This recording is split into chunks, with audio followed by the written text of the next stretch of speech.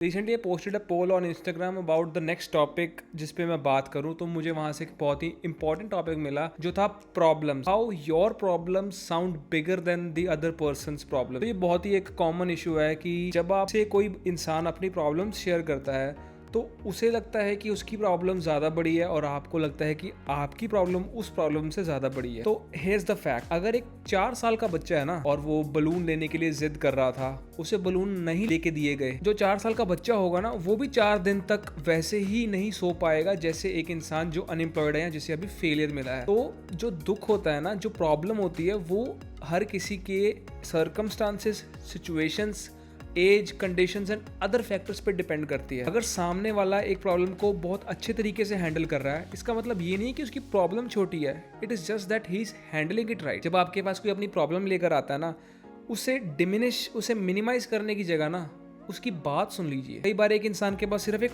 Hope ही होती है और अगर आप उसकी होप को ही क्रश कर दोगे ना तो you will be doing the worst sin of your life. किसी का दिल नहीं दुखाना होता, तो हमें इस पर्सपेक्टिव को चेंज करने की जरूरत है। अगर हमारी लाइफ में कोई प्रॉब्लम आती है, we should be able to handle it well. लेकिन अगर कोई और इंसान की लाइफ में प्रॉब्लम आती है, we should be listening to them. अगर कोई एज में छोटा है या किसी की फाइनेंशियल कंडीशंस अलग हैं, तो we should not ignore their problems.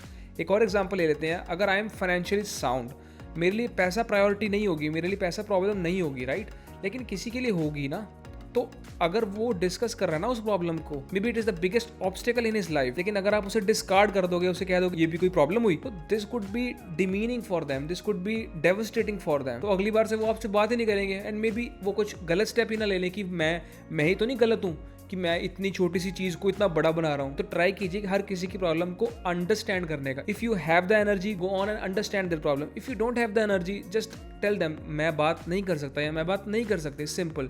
उनकी प्रॉब्लम सुन के उनकी बेइज्जती करना, that is not we should ever be doing, right? अगर आपको ये छोटा सा पॉडकास्ट का एपिसोड अच्छा लगा तो please let me know and you can also send some questions of yours to my email ID, which is mayankvadhwa5425@gmail.com. You can send an email to me about what problem you want me to discuss on this platform and we'll create a video on that. Thank you.